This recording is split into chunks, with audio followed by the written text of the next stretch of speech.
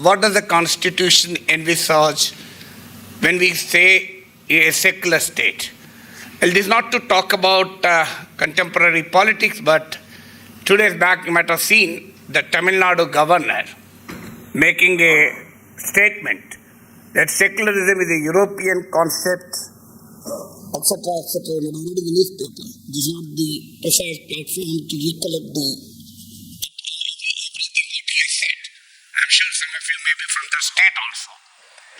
Well, but this has been the criticism on Indian Constitution for quite some time. That secularism is alien to India.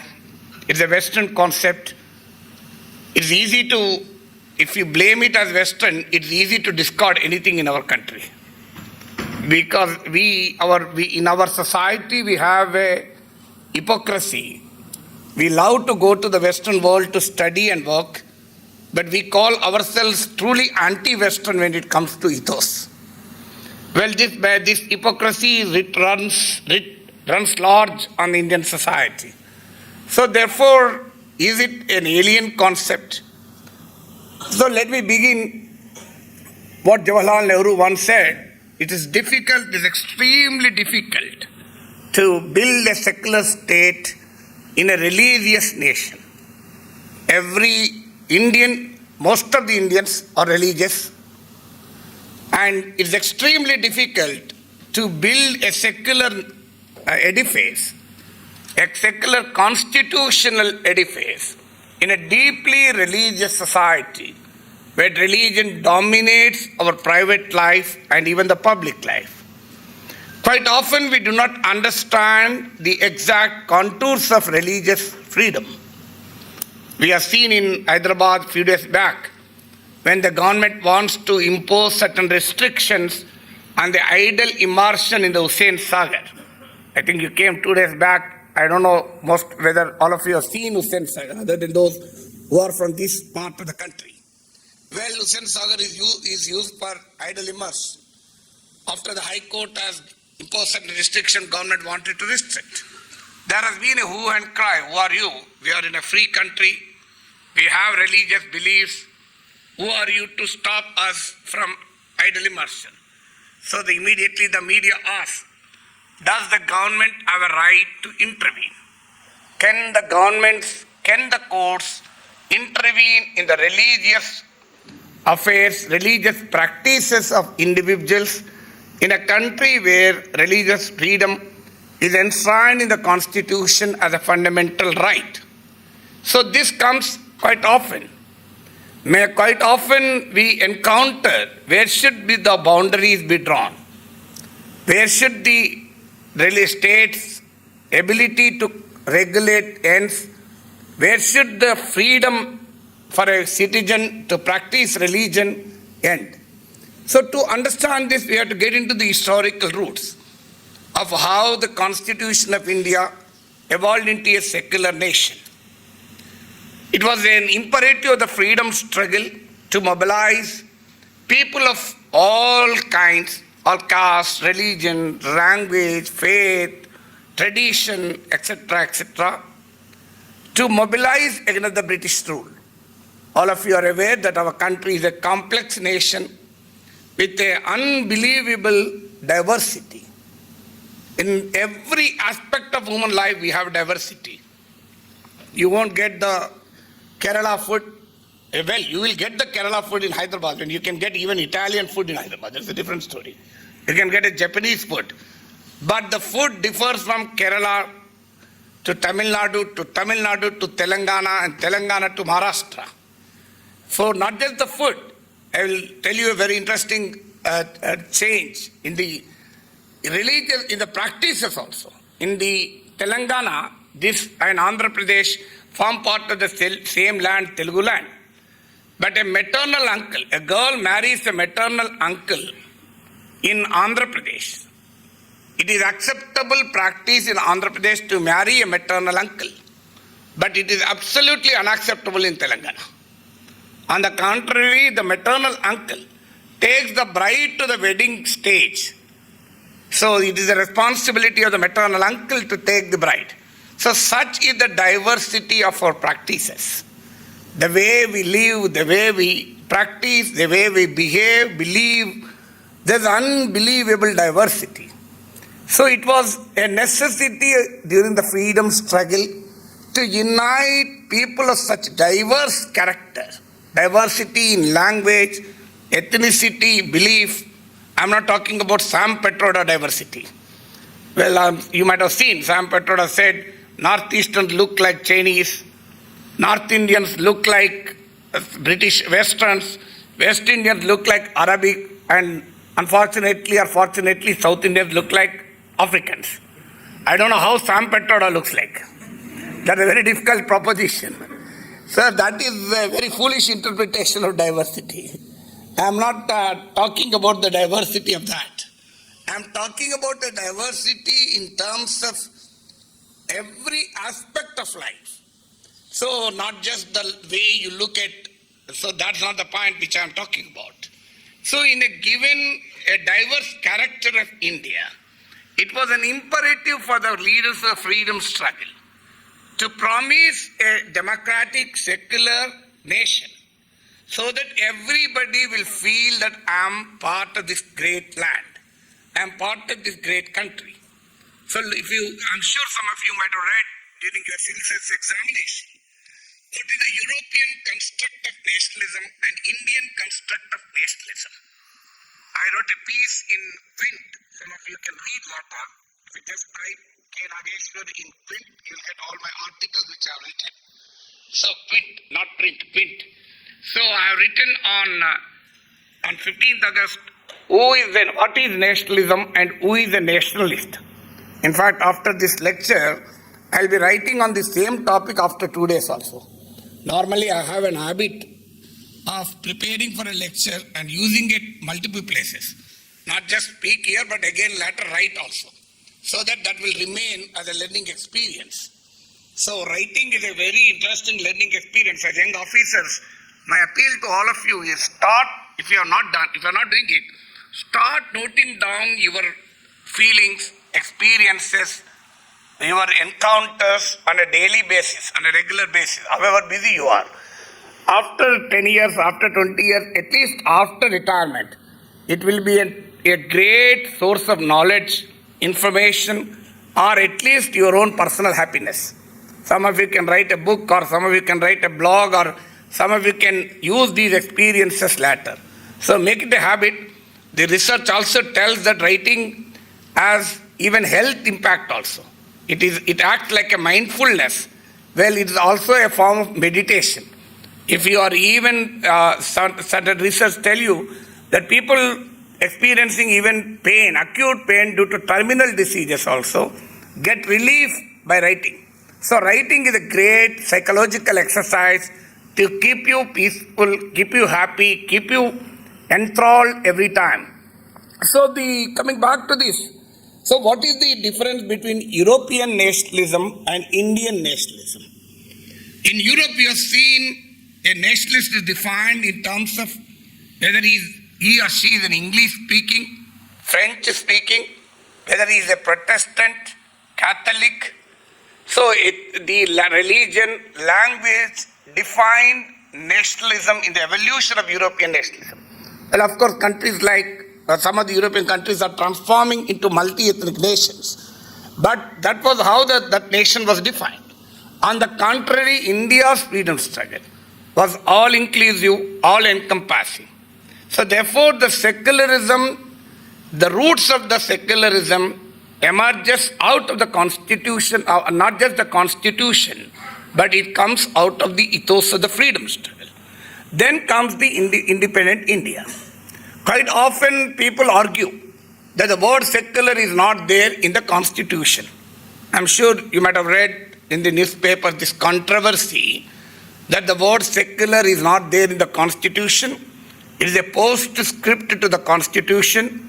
It was a latter day addition, that too during the dark days of emergency, 1976 through the 42nd constitutional amendment, which was strongly resisted during the emergency for many of its features, not for the secularism, but for other features.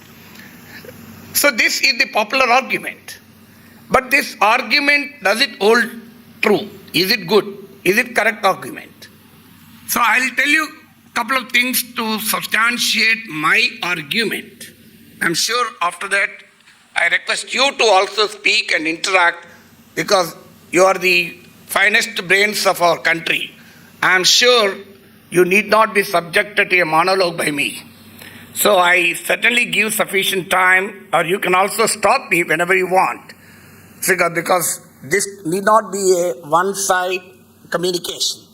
So coming to this, so my argument is whether it is mentioned in the Constitution of India when it was originally drafted, or when it is not, or is it a postscript?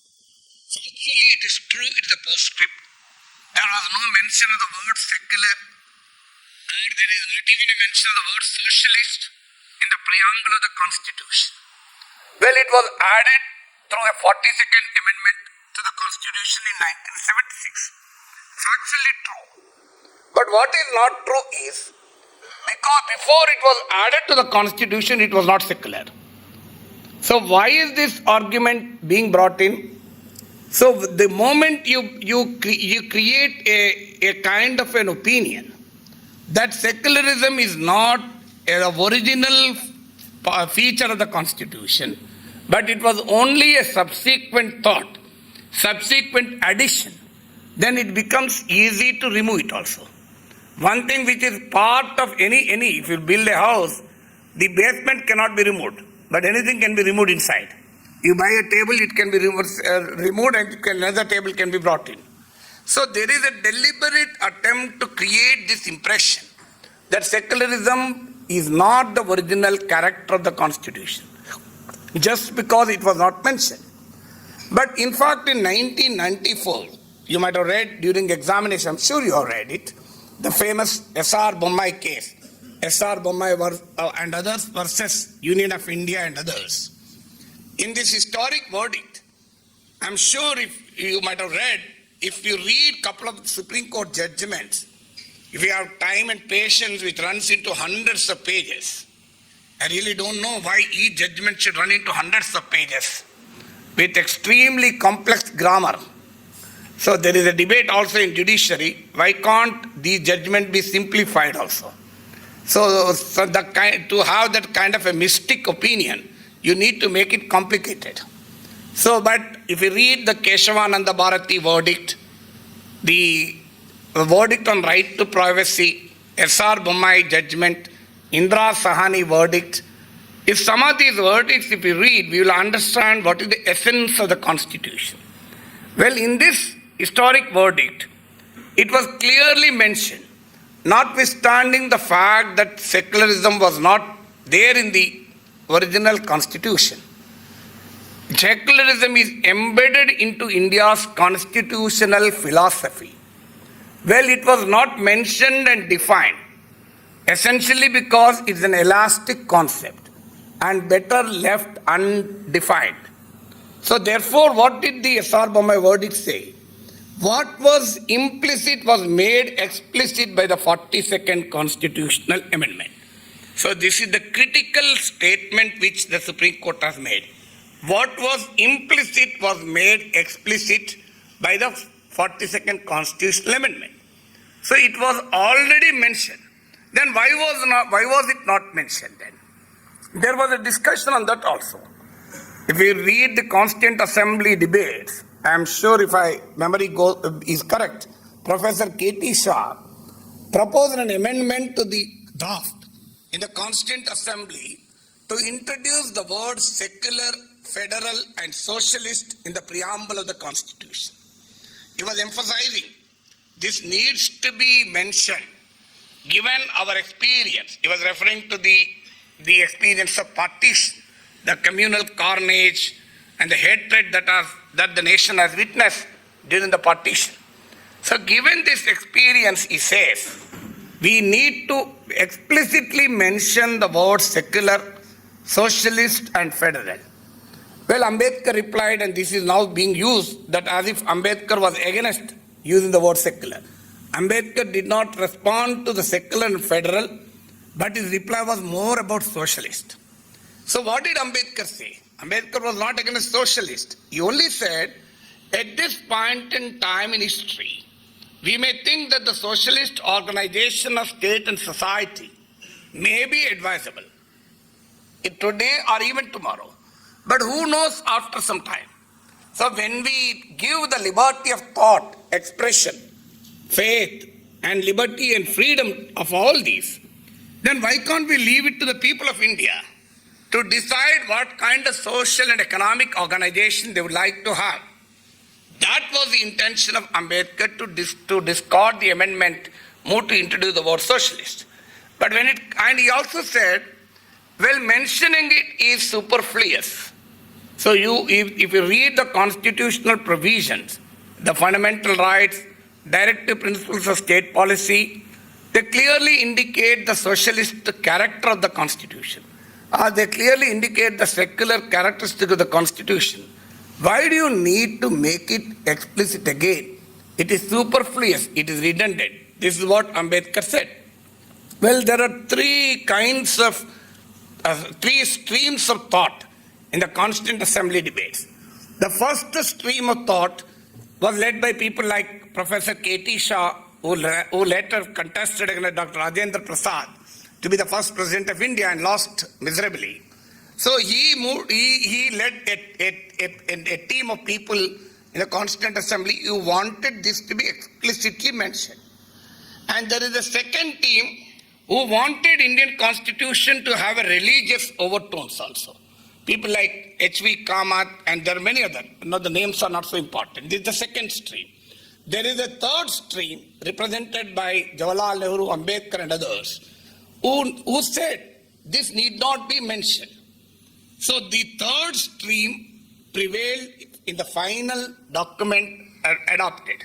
So therefore it was considered that mentioning explicitly the word secular was not a necessity, given the fact that many constitutional provisions clearly reveal the secular character of the Constitution. If that is a question, how many times the Constitution says India is a democracy? That doesn't mean India will not be the democracy. So the adult franchise, the Representation of People's Act, all this clearly indicate that India is a democracy, whether it is clearly mentioned or not. So therefore, if you look at the citizenship articles related to citizenship, article related to freedom of religion, article related to non-discrimination on the basis of caste, color, creed or religion, etc., and not to use the public taxes for patronizing any particular religion. So all this, what does it indicate? The freedom to profess, preach and practice religion of your choice.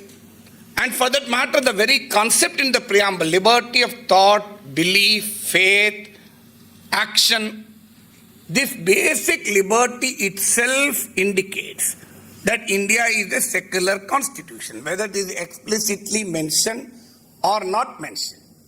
So in fact, even that controversy was laid to rest by the Supreme Court, S.R. Bommai verdict. But even before Supreme Court adjudicated, all of you know that the Supreme Court pronouncement is the law of the land. It's a constitutional court. When I was in legislature, many of our legislators used to think that they are supreme. I used to take them a class. We are not supreme. The Constitution is supreme. They never used to accept it. I said, what do you mean? We are elected by the people. When people are supreme, we are elected. So even you may be elected.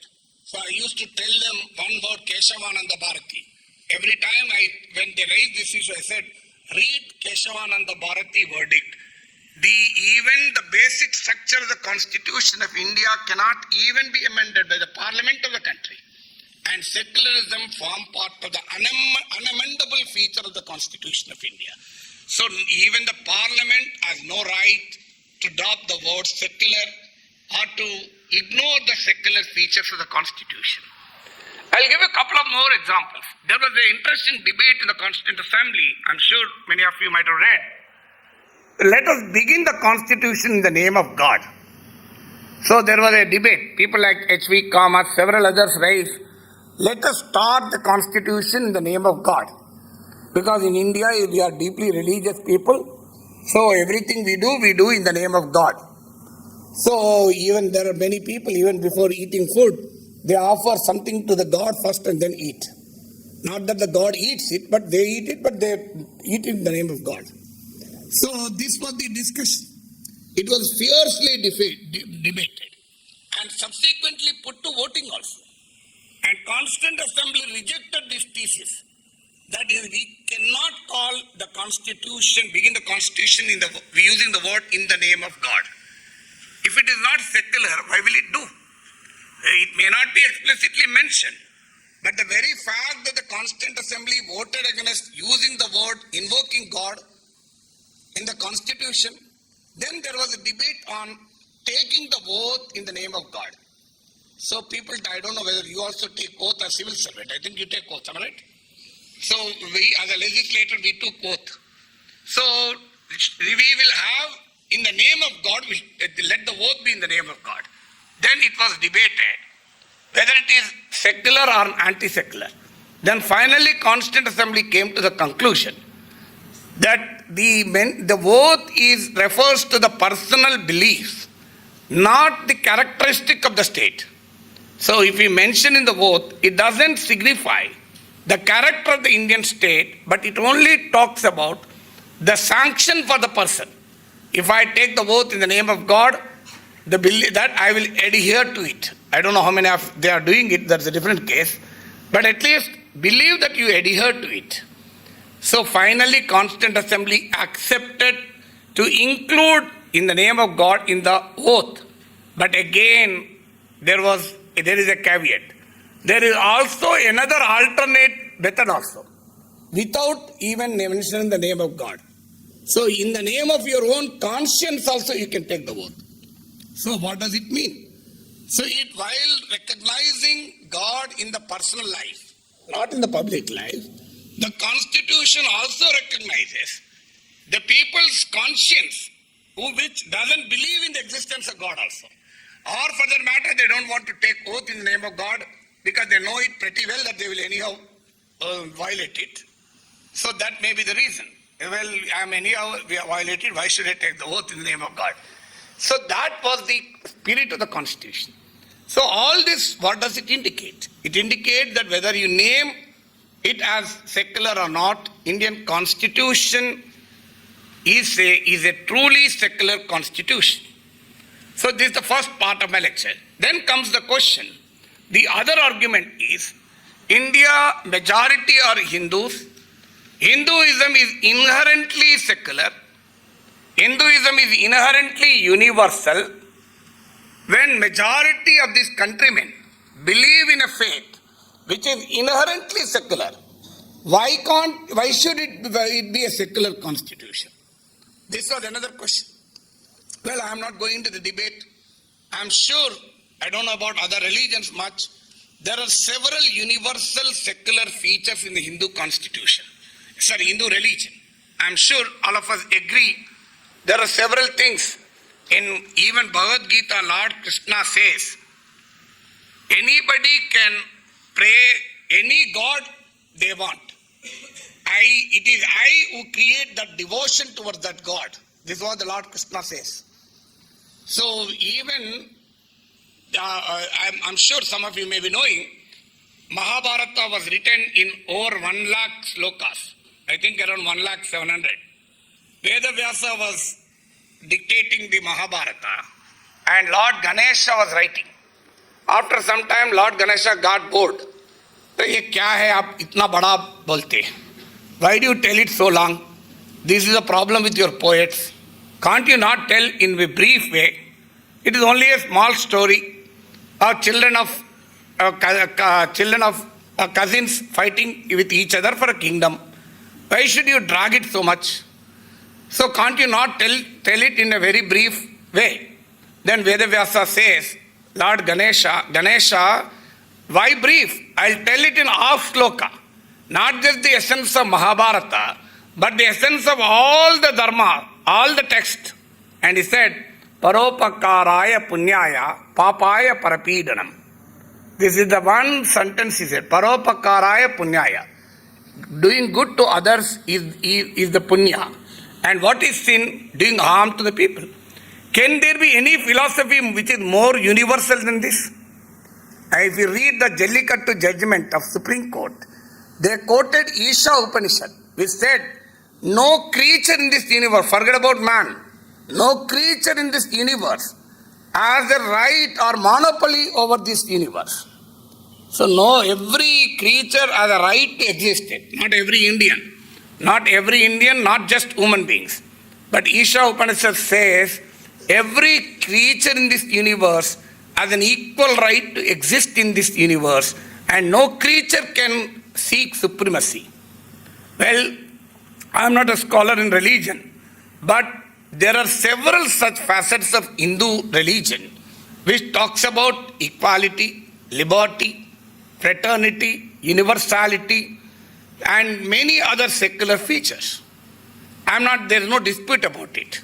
But does it qualify to be the religion of the state?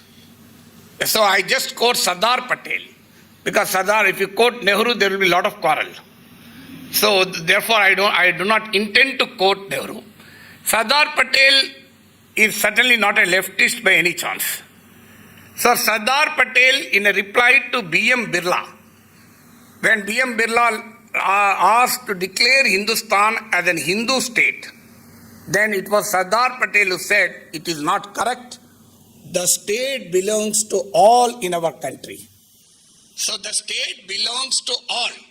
Ambedkar in fact says, it is wrong, the majority thinks it has a divine right to rule the minority in the way the majority wants. If the minority wants a share in the power, it is considered as communalism. If the majority wants to monopolize power, it is considered as nationalism. This is what B.R. Ambedkar said. Nobody can call B.R. Ambedkar as minority appeasement politics. I'm sure nobody can dare to accuse. You can criticize Gandhi, but you cannot criticize Ambedkar. If you criticize, you cannot go out also. So that is the fear everybody has in the political system for good reasons. A great man who is a visionary by every sense, who said, many people think Ambedkar as only the champion of the downtrodden, champion of the socially marginalized. It is true that he was the champion of the socially marginalized, but he was the champion of everybody, not just the caste. He said the nation's progress is measured by the extent of progress the women of that country has achieved. This is what Ambedkar said. He did not say scheduled caste women or scheduled tribe women. He said women. The measure of the progress achieved by a country is defined by the extent of progress the women of that country have achieved. This is what Ambedkar said. And unfortunately, in our country, Ambedkar is also a misunderstood philosopher for several reasons. So, therefore, my point here is, well, it's true that a religion may be universal, a religion may be very liberal, but that doesn't mean the state religion should be, a state should be a theocratic state. So this is the background in which India's secularism is defined. But, well, what is that? So, in fact, the Tamil Nadu governor mentioned another thing also. In Europe, there was a confrontation between the church and the political authority and the religious authority. So, therefore, this secularism has evolved there. Well, I think, subject to correction, in UK, the king is not just the head of the government, he is the head of the church also. Am I right? So, I think. So, therefore, in Europe, there was a fight between the church and the political authority and the religious authority. Therefore, the concept of secularism has evolved in the West to de-link the church from the state. But in our country, there was no such confrontation. Well, I agree with that to an extent. But how should you derive the answer? That is the reason Indian concept of secularism, both in theory and practice, is not similar to the Western concept in certain sense. We have taken a permissive attitude towards religion. In fact, Justice Chinnappa Reddy once said, Indian constitution is not supportive of religion, but it takes a permissive attitude towards religion. Because religion is a religion, India is a deeply religious society.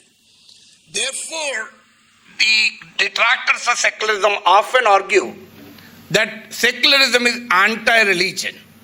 But to understand the proper concept of the secularism is not against any particular religion.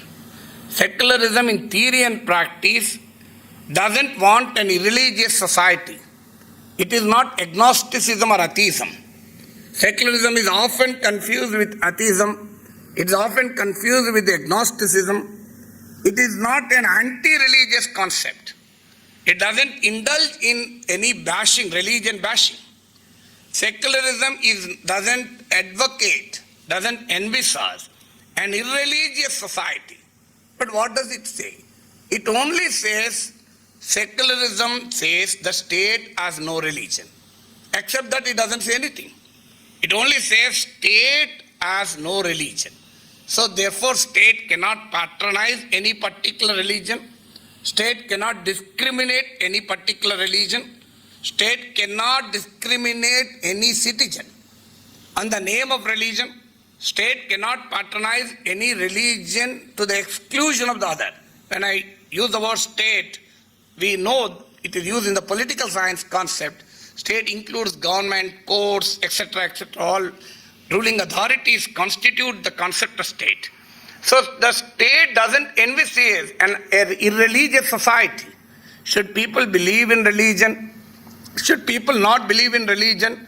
It is the personal prerogative of an individual, because our constitution allows every citizen of India to profess, practice and propagate their own religion. Not just profess. You can profess, practice and propagate. So therefore in Indian concept, religion not just include religion per se, it also includes the traditions, customs and rituals associated with the religion also.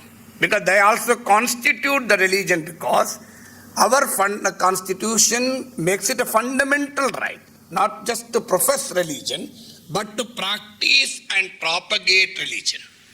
So therefore, Indian constitution doesn't militate against the religion. It doesn't advocate annihilation of religion. It doesn't believe in taking on religion. It only says the state is diverse of religion. State has no religion. Well, it has even diluted to the extent of equal respect to all religions. Now our politicians define secularism as equal respect to all religions. That's the reason when Chief Minister take oath, all religious prayers are also recited. Well, that is not the actual concept of secularism, but that is how the secularism is practiced in India. If you have seen any chief minister taking oath, normally if he belong to quote-unquote secular parties, they take oath with the blessings of all religious scholars. So therefore they tell their electorate that we treat all religions alike. So we treat all religions alike. So we are equal to all religions. But equidistance from all religions is different from equal treatment of all religions. Actually, the secular constitution advocates equidistance, or rather distant from religion. But in practice, it is being diluted to equal respect for religions. Well, that is a part of the secularism. Equal respect for all religions, tolerance to all religions, certainly form part of the secularism, but that is not the everything of secularism. So it is a subset of secularism, but it can't be a superset of secularism, to speak in mathematical language. So therefore, well, whatever it may be, still the basic underlying concept is the state has no religion. So overt religious practices associated with the state functionaries is also condoned in our country. No court has said you should not take oath by offering religious prayers. Well, nobody offering religious practices, because as Chinnapreddy said, a constitution and India's jurisprudence have taken a permissive attitude towards religion. So what does it mean? Permissive means, okay, granted, kya hota? So Indian people are religious, how can we stop them? So therefore, the demarcation that has to be made between the personal belief and faith of a person in the offices of state and the public posturing, one has to make a clear demarcation. But quite often it is not practiced, especially when it comes to the majority religion. So because we take it for granted that. But the fundamental concept doesn't change. If you are a judge, in your personal life, you may believe in Vedic Dharma, you may have your personal life dictated by Hindu religious text. But when you go to court, you don't deliver judgment based on Vedas or based on Hindu epics. You deliver judgment based on the Constitution of India. If you are a practicing Christian, you may practice Bible and you may lead a biblical life, but when you go to court, you don't give the judgment based on what Bible says. You will deliver the judgment based on the Constitution of India. Similarly, you may be a true believer in Islam, but you don't deliver the judgment based on Islamic laws. So this is a simple operational definition of secularism. How your personal life and professional behavior need to be distinguished